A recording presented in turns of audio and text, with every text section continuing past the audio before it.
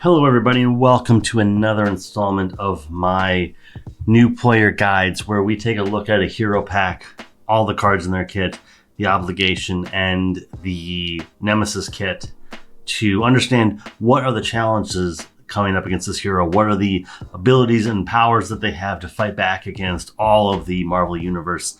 And then somewhere packed in there we have the example deck where we will be looking at a deck that uses this hero plus the core set and up to 3 other packs to give you an idea of you've picked up this hero, what can you do with them, what's the next steps. But we won't waste any more time. Let's get down to our hero today, Kamala Khan, aka Miss Marvel, possibly the newest hero of the game in terms of like comic book history. But she is a huge Carol Danvers fan, and Carol Danvers is pretty legit in this game, so it would make sense that within the context of the Marvel Champions universe, she would probably also be a fan. Let's not waste any time. Let's talk about Kamala Khan. She is a 5 recovery alter ego with the Inhuman trait and the ability Teen Spirit, which is an action. Discard cards from the top of your deck until you discard a Miss Marvel card, which would be a card with her face in the corner. Then add that card to your hand, limit once per round. She has 6 hand size and 10 hit points. So there's not a lot to say about this character. She can recover a lot. And she was one of the first heroes I picked up after the core set. I want to say that I bought her and Wasp on the same day, and that those were the first characters that I bought. I will say that she requires more experience than you might think, and she is not challenging to use, but I think that she improves once you open up the history of the game. I don't think that I valued this ability to discard cards until you find a Miss Marvel card, because with the decks being so small, the idea of losing cards to the discard pile seemed a little daunting. And because I just didn't know her cards back and forwards enough to really take advantage of them, I'll say that this is a fairly good ability. It's just not one that I valued up front, and the more I got to know Miss Marvel, the more I got to know Kamala Khan, the more this felt like I was overlooking this. I shouldn't have been overlooking it. And it's very great because some of her events are so good when you have the board set up correctly that you just regret not doing more when you have the chance. But let's talk about her hero form, because I'll give a lot of context and really flesh out why she is a card that improves as the card pool expands. We've got Miss Marvel. She is a 1 thwart, 1 attack, 1 defense hero with the champion and human traits and morphogenics, which is a responsibility. After you play an attack, thwart, or defense event, exhaust Miss Marvel, return that event to your hand. So I get a lot of use out of this with attack and thwart events. I think I overlooked the fact that this also works for defense events. I don't normally put Miss Marvel into protection, but she does work there. Don't get me wrong, she works very well there. Cards in her kit definitely push you in that direction. But I think that this is one of those cards where you look at it and she's got horrible base stats. But this is, I think, the first character in the history, because I believe it was the core set, then Captain America, then Kamala Khan. She's like the first hero where her basic abilities are not what you're using this for. You're using her as a way to rebuy these events. They take events that, cost 1 or 2, and you kind of reduce the cost of them because you're getting that card back, so you can use it as a resource, or you can just double up on that attack or thwart or defense event for the turn. And yeah, I don't know that I've ever put her into a deck where you would ready her back up so that you could do this more than once. I can only imagine that's probably great. It's just not something that I've personally tried. I guess I'll also say that she has 5 hand size, 10 hit points, in case that wasn't clear from the footage. Yeah, she is somebody that cares an awful lot about events and can really make use of events. So you can suddenly take a card that you only have 2 or 3 copies of it and turn it into 4 to 5 to 6 copies that you get to play in every deck pass. And especially if she's playing the role of support, or if as long as she's not playing solo. I imagine in solo she probably actually works really well because she can just swarm the villain and just take him out. But if she's got somebody else to support her, to kind of just help her to not let the game get out of control, she can be just a great all-around character, and I love her for that. But let's get into her kit now. And before we go any further, just remember that if you are enjoying this series and you're enjoying the card discussions, you should go check out the Winning Hand podcast where they talk about one card at a time. If you enjoy the Nemesis kit discussion, go check out Critical Encounters podcast. They are great. And then if you just want to watch more Marvel Champions content, check out Daring Lime, check out Solo Marvel Champion, Ray Plays Games, Charred Gambit, all good. But let's get into the kit. So first up, we've got Biokinetic Polymer Suit. It is a 1-cost upgrade. Armor. Armor is something I don't know we get a whole lot of use out of as a trade, but Hero Resource, Exhaust, Biokinetic Polymer Suit, generate a wild resource for an event. So as an introduction to just what resource generators looked like, this was powerful. And she cares about events so much that it didn't take very long for my synergistic brain to really click in and go, oh yeah, this is something I love. And I'll even say that I mentioned this in a past video that I think came out just 2 days ago when I did my 500 subscriber special and said that this art was so-so. I kind of wish that we used there's a lot of art that's from this same kind of comic book style, and I wish maybe we'd capture something a little bit more like this. This is a little bit more bolder, but I do happen to like just the look of the comic books that she kind of originated in, and if they would have just gone with them that kind of color palette, I think it would have been a little bit more successful for me. But that's beside the point. This is just a good card. It's going to help you out. It's going to allow you to go beyond that hand size. You are buying back cards, so sometimes when you are buying back a card, you only really used up one other card to pay for it because you're getting that card back. So it changes the economy just having a resource generator, and she's not any of the core traits that care like Avenger or X-Men that have the dedicated trait locked cards. So something like a helicarrier is going to be helpful because that is something that she can get access to that can also reduce the cost. That just makes all these things, her economy gets so good that suddenly you're playing an event but you didn't spend any cards on it and you're bringing it back to your hand, and that feels really great. That feels really powerful. Next up, we've got a copy of Shrink, which is a 2-cost upgrade. Condition Superpower. Hero Interrupt. When you play a thwart event, exhaust Shrink. Increase the amount of threat that event removes by 2.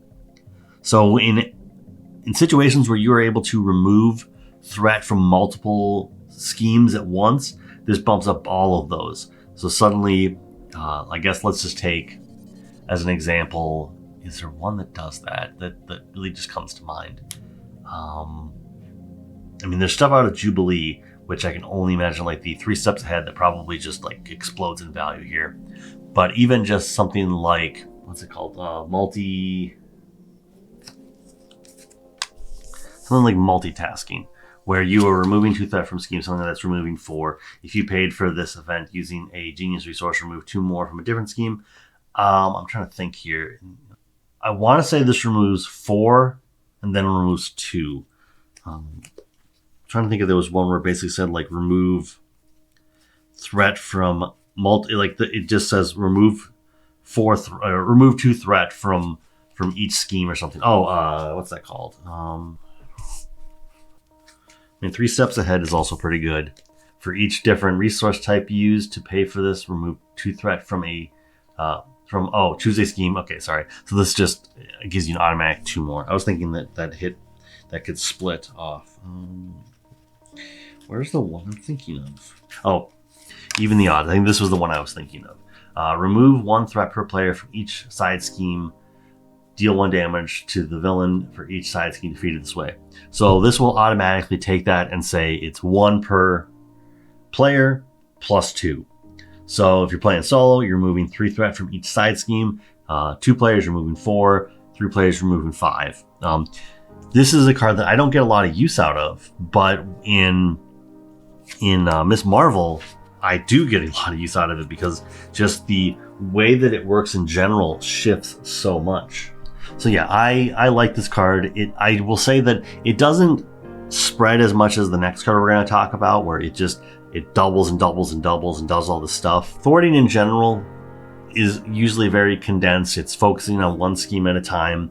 You don't get that kind of even the odds thing too often. But when you do, even if you're just using thwart events, the fact that you are now bumping up their what they're doing by 2 is already pushing them beyond what they were kind of designed to do. And plus you get to bring that back. You potentially could bring it back. I don't want to assume that every event I'm playing I get to bring back, because you get to bring like the one event per turn back.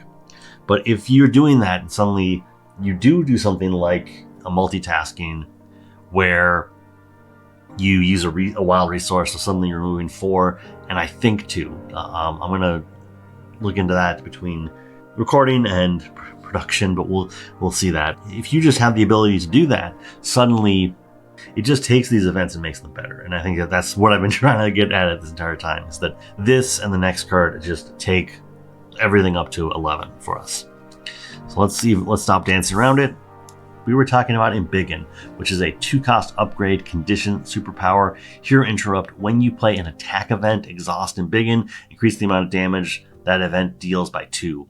There are events that came out of the X-Force wave and out of the Age of Apocalypse wave, so Next Evolution and Age of Apocalypse, that I really haven't put through the paces with this card. But a card like Full Body Charge that deals, I think it deals 8. That sounds right. 8 for 4, and if you have your health is below half, then it has overkill. But either way, there are some just big attack events that I think Embiggen would just really incentivize. But even if you're just going off of the events that she has in her kit, or some of the stuff that you get out of the core set, Embiggen just takes them and, like I said, dials them to 11, makes it great. And this is the one that I use the most, but normally because I have Kamala Khan in a deck that is more often utilizing attack events over thwart events, or even defense events, I suppose. I will often play Kamala in a aggression deck, although even in other ones, just everybody has attack events, and this just makes it so that you, especially if you already have overkill on a card, this just helps to bump everything up, makes it even better. I have not tried her in a deck that utilizes follow through, and what's that one called? I always forget. The one that basically, if you hit a requirement playing an attack event, you add the damage onto it equal to the cost of the card. Oh, I'm blanking on it now, but it's probably going to get rotated into Legacy anyway. But either way, this is just a cool card. It gives you a new perspective on events.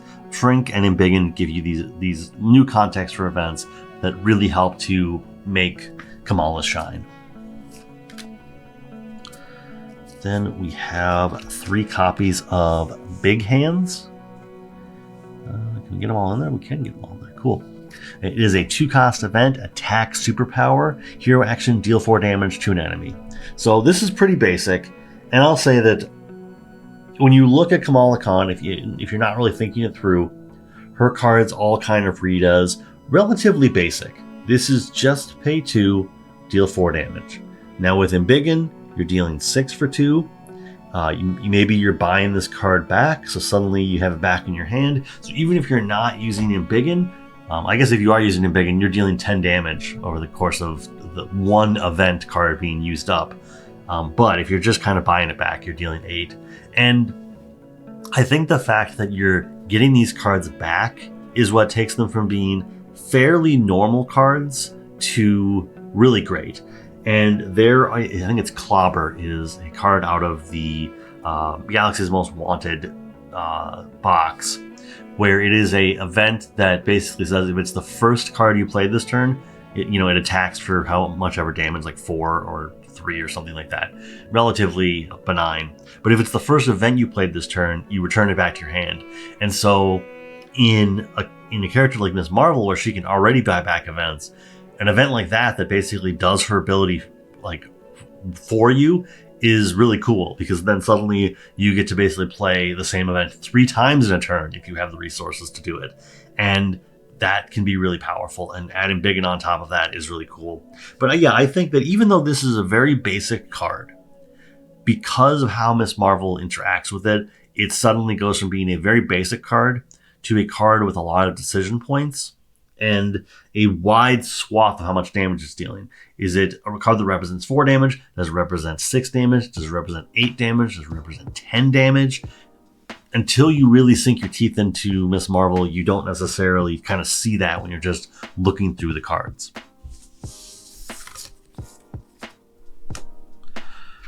Then we've got 3 copies of Sneak By.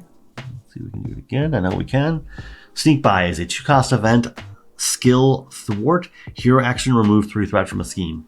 So a lot of what I just said about big hands can also be put into Sneak By. It looks very basic on the cover. There is a Justice event just like this out of the Guardians of the Galaxy wave, the Galaxy's Most Wanted. I don't think it's actually in the box. I think it's in Venom, if I remember correctly, because he is the Justice component there. And in fact, Clobber might come out of Gamora now that I think it through. It might have been in Rocket, I don't remember. But either way, Sneak By, super basic. Once again, it has that same kind of scaling. Does this represent 3? Does this represent 5? Does this represent 6? Does this represent 8 threat being removed? And threat is a little bit more kind of tempered. You don't always have these, you don't always want to making these big sweeping threat removals because they're not always the schemes to do that. But this is also a good candidate where when you want to buy it back, you want to buy it back. And even if all you're doing is 3 and 3 again, that can buy you so much time in solo, that can buy you so much time in 2-player to really just get the main scheme back in check. And yeah, I think this is an under-respected card. But either way, really cool, really basic, but all the accolades I gave to big hands can be also said in the context of thwarting with Sneak By. Then we've got 2 copies of Wiggle Room. It is a 0-cost event, defense superpower, hero interrupt.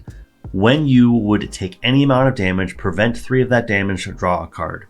So this is one of those cards that you can buy back. It costs 0, so you don't have to worry about it. Granted, when you're putting it in when you are using it, you have a full grip of cards. And it's a little unusual if you want to spend your exhaustion on this, but at the same time, this does allow you to keep this in your hand so that if you just basically know, I just need to survive the next 2 turns, you know you have wiggle room there to basically ensure that you're not going to just die out of nowhere.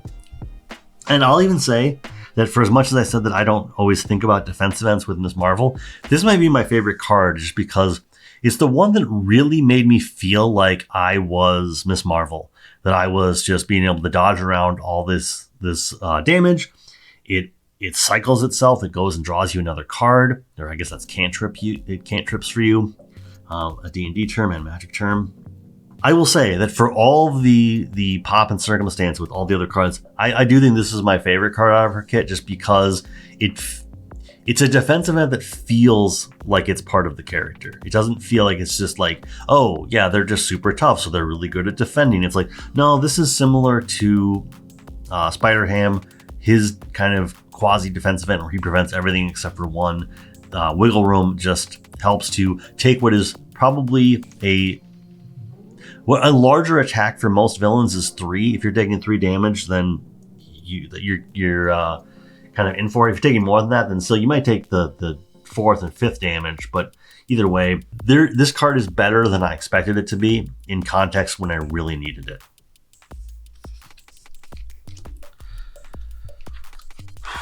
Then we've got Red Dagger, a 3-cost ally, 2 thwart, 2 attack, 3 health, a champion with an interruptibility of when Red Dagger is defeated, spend 2 resources of different types, deal 2 damage to an enemy, and return Red Dagger to your hand.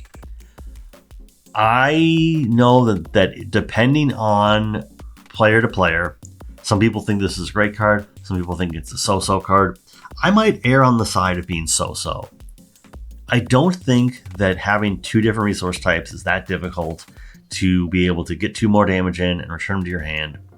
And having more cards in your hand, especially for Ms. Marvel who wants to basically put things back in our hand already, and having this be an additional resource that you can use so that you can play an event twice, the same event twice in a turn. Like, this just helps you with your economy. I've just never really been impressed by this card. And it might just be that, like, the times when he has been defeated, the different resources in my hand have always kind of left me with like a Sophie's choice that I've just never wanted to make. And it just results in him kind of going away. And I know that's not the correct way to play it. That's not the most min-max way to play it, but I'm also not somebody that focuses on min-max. I focus on trying to play out my game plan, and he has never been a character that I've played where he was crucial to my game plan. And that might just be me misrating him, but that's where I stand. Then we've got Bruno Carrelli, a 1-cost support persona, alter ego action, exhaust Bruno, attach 1 card from your hand face down here, action, exhaust Bruno, add up to 3 cards attached here to your hand.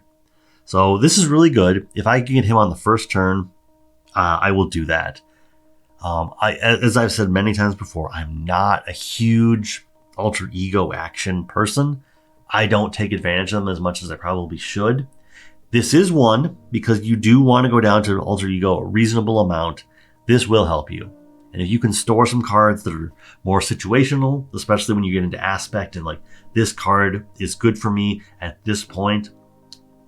If there was a support like this for Maria Hill, I would absolutely put the hard call under it every time, because that is such a situational card. You'll run into other situational cards and he can just store them for you. And hopefully he just does not get taken out by a caught off guard. But being able to return at 3 of them at a time is great. There's no limit to the amount that you can hold on him either, which I'm just double checking that. There's no limit to how many you can hold. I think you're probably going to hit a point where it's a little ridiculous to have him hold like 6 or 7 cards, but if you can have him hold 3 and you put them back into your hand, and that makes it so that you have the economy for the turn, or you have that situational card that you needed, plus the cards to pay for it, awesome.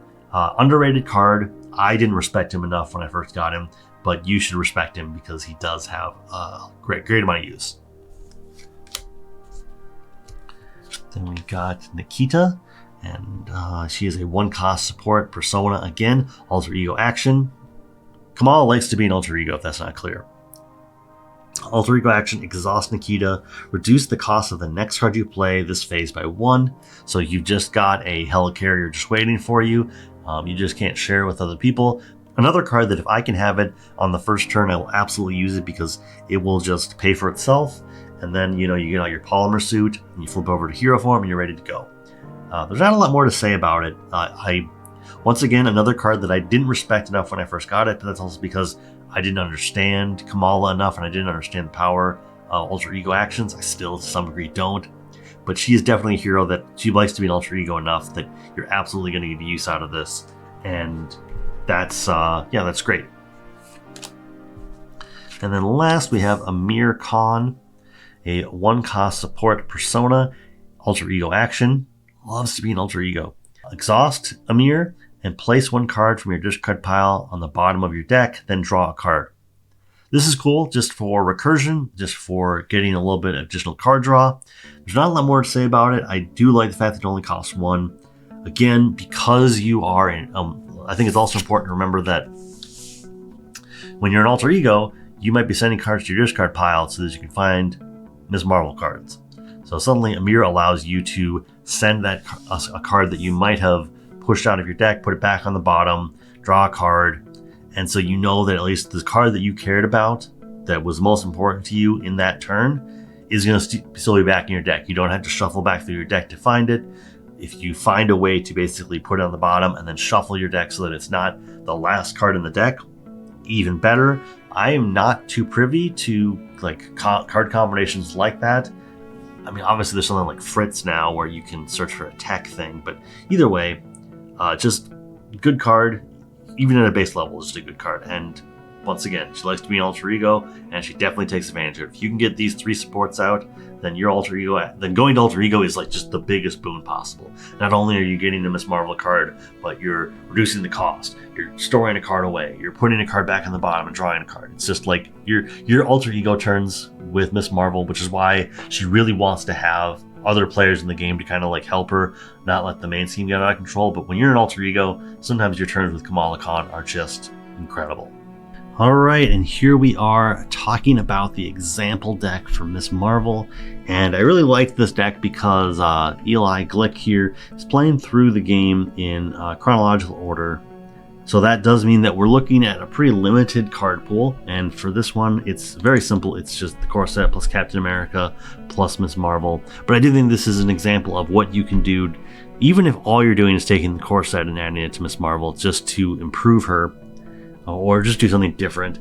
Looking this over, I think this is probably a good first step. Right off the bat, we've got Lockjaw, who comes with Miss Marvel, but 4-cost ally, with 2 thwart, 2 attack, 2 consequential damage on both of those, 4 health, and Inhuman traded, and then you may play Lockjaw from your discard pile during your turn, paying his resource cost. So this is a good combination with Kamala's ability to just put cards into her discard pile to find a Miss Marvel card. This is a card that you can play out of there. I'm not like jonesing for more cards that do this, but I do think that there should be a few more cards in the game, maybe in specific aspects, just so it's not all in the basic aspect. But if you are all basic cards, but I think that I'd like to see more cards that kind of do this so you can play out of the discard pile, or one. This is taking a little bit from Magic Design, but like one where if it's in your deck when you're searching, you can play it from your deck. I think that'd also be kind of cool. But yeah, this is a fine ally. You get 2 attacks out of it, or a thwart and an attack, 2 thwarts, what have you. And then it goes back into your discard pile, and it's just a nice way to also have something to do with your turn if you just happen to have kind of a dead hand. Then we've got Red Dagger, who we already talked about. We got Tigra, who I do like because she gets some longevity here. She is a 3-cost ally, 1 thwart, 2 attack, 3 health, Avenger traded. Response: after Tigra attacks and defeats a minion, heal 1 damage from her. So she's very much in the mold of something like an X-23, where X-23, the leadership minion, will ready back up when they defeat a minion. This heals up, so it gives you another chance to attack. She's just really good when she's a dedicated minion attacker. And it's also nice because you can use Miss Marvel to like set a character up so that 2 damage is always going to defeat them. And then Tigra can just sit there and be an infinite minion slayer if you need her to be. Big hands, where I talked about, chase them down out of the core set. After your hero, a 0-cost event, thwart. After your hero attacks and defeats an enemy, remove 2 threat from a scheme. So this combines with Embiggen and the Shrink. Oh, is it just Shrink? It is just Shrink. Okay, it combines with, so this is one that combines well with both your ability to use Embiggen, because maybe you attacked and made a big attack and took out an enemy, and then you get to remove 2 threat from a scheme for free. You use Shrink to remove 4. This is uniquely positioned within Miss Marvel to be, all the better. Plus, it's got Carol on it, so you know that Kamala loves it. Then we got Melee. So earlier I had said that Embiggen and Shrink only care about that first instance of damage, and I think that this is a card that kind of points to the fact that might have been the wrong inclination. I will put the same text I put on before about my findings here, but just in general, the fact that this can split up damage, this can deal 6 damage to another enemy. So this splits up damage, deals 3 to one place, 3 to another, and the cost of 3, it's an event, it's an attack, deal 3 damage to an enemy, deal 3 damage to another enemy, is just nice. And yeah, just being able to make this 5 and 3, or maybe this is 5 and 5, and I was just wrong before. This is preying on the same stuff that I was praising about the upgrades earlier, where just being able to split them up and have something reasonably grow is just really cool. And this is an event that is not the first event that I would bring back, but certainly is an event worthwhile to bring back. Relentless Assault. This having the ability to have overkill is great, but it is a 2-cost event attack. Hero action, deal 5 damage to a minion. If you paid for this using a physical resource, this attack gains overkill. This is really easy with your Polymer suit, which has a wild on it. So if you can turn this into pay 2, for 7 damage to a minion with overkill. That's really cool. That's really great. And this is definitely an event that I do not mind rebuying with Miss Marvel's ability. Then we've got Uppercut, a card that you will easily switch out once you get into more packs, but it is a 3-cost event. Deal 5 damage to an enemy. Super basic, super easy, super vanilla, and I guess in general, like, she's got her big hands, which is 2 for 4, right? 2 for 4, yeah. In the same vein as big hands, Miss Marvel takes very vanilla cards and adds extra nuance to them. So Uppercut is not a bad card here. It actually is pretty reasonable. It's not the first card I would buy back. I would definitely want to buy back Relentless Assault or Melee before I bought back Uppercut, but at the same time, still great. And I kind of forgot that, like, you can also buy back Chase Them Down with Miss Marvel's ability. Then you have the basic resources and the power of aggression, and I think this is the one thing I never think about. Yeah, you've got the reasonable amount of things to buy back. Then we've got Avengers Mansion, which is the 4-cost support card. You exhaust it and choose a player. That player draws a card.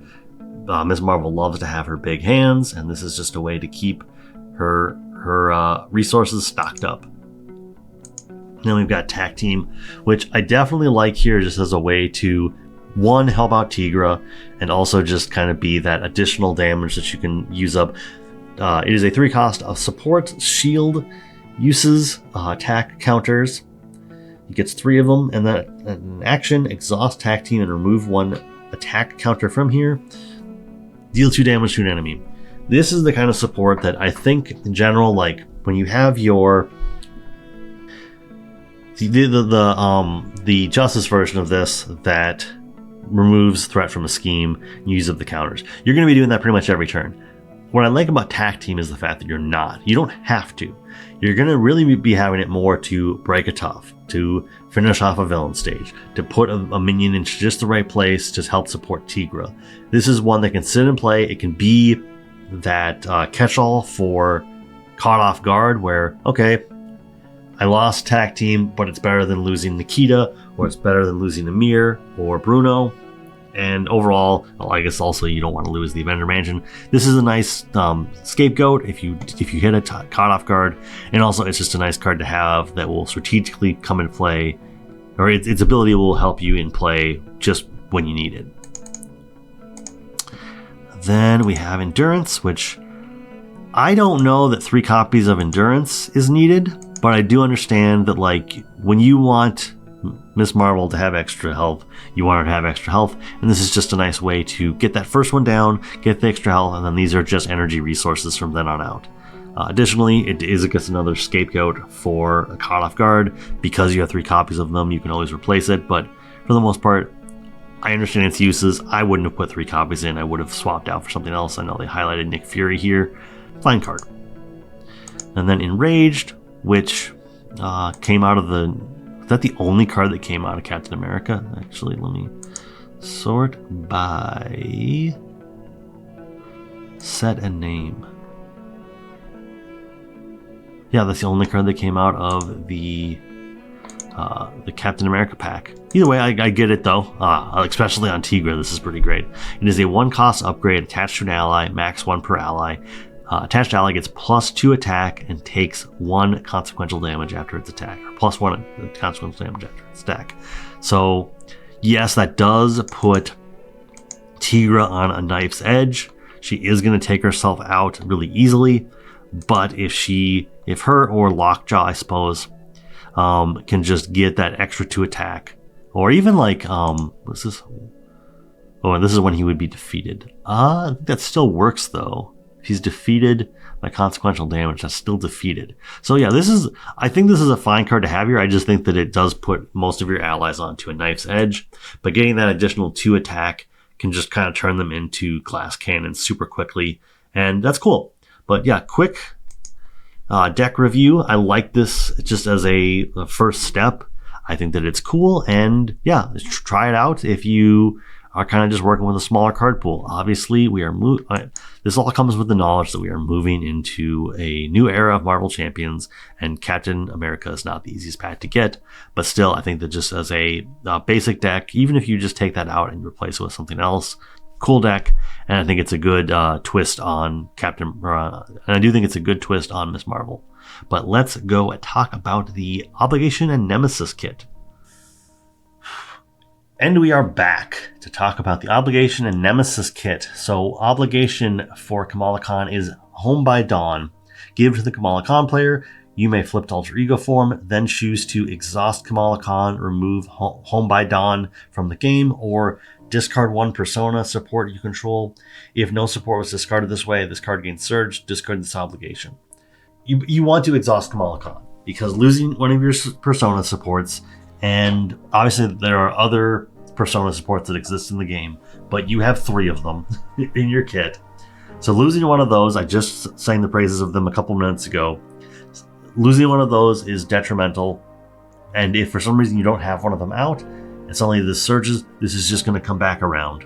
I like what it thematically is. It's like Kamala needs to be home because she's a minor, and her parents are worried about her. But overall, fun Obligation. It's thematic, and I definitely I've been burned by it before. Then we have Thomas Edison from the side scheme Generation Y. Thomas Edison is a 3-scheme, 1-attack bird genius traded minion with 3 health, and Thomas Edison cannot take damage while you're engaged with another minion.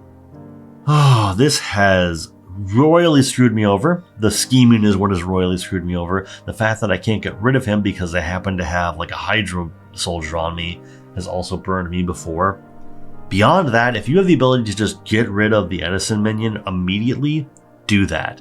Because, like I said, the scheming will get you. He will get you while you're an Alter Ego. He is not the hardest minion in the world, but like definitely he will hit you at times you're not expecting it, and you will not be able to get rid of him because you have to stack your decisions. And suddenly you've got a patrol minion, a guard minion, and Thomas Edison, and you're just like, how did I let it get this bad? Generation Y is a side scheme with 2 threat per player. When revealed, discard the top card of each player's deck for each ally and persona support in play. You have 3 persona supports in your kit. You could be losing 3 cards. It's not the end of the world. This is not the most critical thing. It can screw over some other players, and it can absolutely screw over Kamala. There's no question about that. It can definitely mess with you.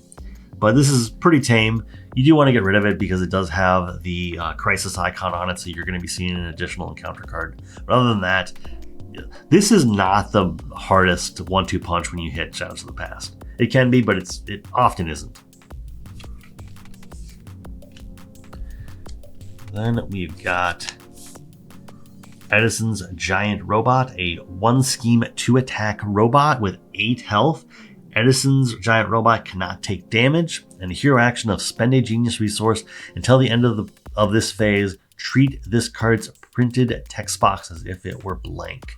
So all of a sudden, you pay a genius resource and you just try to get that 8 damage in as quickly as possible. I think this is a good little mini game where you need to kind of line up your turn and be like, okay, we're going to drop the genius resource, we're going to deal 8 damage to it, we're going to get it out of the way. I think the only thing that I would kind of put a twist on this, and this might be a little overpowered, but the twist that I would put on it, if I could just go back and change one thing, is I'd make this maybe 6 damage per player. I think 8 damage per player is a little much, but basically if you were to just scale this up so that you do have to work as a team to defeat it, I think would be really cool. But other than that, it's just a basic ally, it's a basic minion that's not too hard to get rid of. You just need to be prepared. And unfortunately, you can't use your Polymer suit against this because you can only spend that genius resource or that wild resource on a event. And we have the last 2 cards to talk about today are Harvest. Treachery. When revealed, exhaust each persona support in play. For each support exhausted this way, the villain heals 1 damage. If no persona support was exhausted this way, this card gains Surge. So just as a way to be that hard to put down small heal for the villain, just changes the math a little bit. This is not that hard of a treachery. It's pretty benign. Even the boost icons on here are, there's 2 of them, so it is adding a little bit of additional worry to the game, but this is pretty benign. Hopefully you are generating or you're healing damage on the villain, not that much that like the event you were going to play to take out the villain anyway wasn't going to kind of cover it. Not too scary, but still, it's there, and you might see it, and you might lose access to your supports for the turn. And that is it for Kamala Khan, aka Miss Marvel. She's a fun hero. I think that she is a hero that has gotten so much better as the game has evolved because of what events she can recur. That pool has expanded out so much. She is a character that I do think you could pick up, and she could be the 6th or 7th hero you ever played with. You played with all the core set heroes. She might be the next pack or the pack after that to pick up. And you're going to be fine. I think if you've played enough other card games, you can kind of get what she's trying to do and not get tripped up. If this is like your first real like card game where you're kind of putting together combos, she might be complex enough that she might kind of you're not going to be able to tap into the full power of her. But I think for a lot of people, she's a cool hero. I think she teaches you about timing because that is important. But overall, I love her, and I'm so happy that she's in the game. I'm so happy that she was in the game so early on. But that is all I have for today. Next week, we'll be talking about Captain America, and then we'll do some more exploring. But until next time, thank you so much for your time, and have a great day.